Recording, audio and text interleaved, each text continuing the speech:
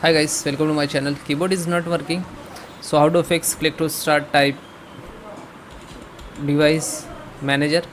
Okay, you can type in the search bar and then click to open it. After that, you have to find out keyboard. So keyboard, extract this. Okay, first select right click to uninstall, then click to uninstall it, then right click to uninstall it. Okay, after that your system will be restart and then please check it. Thank you.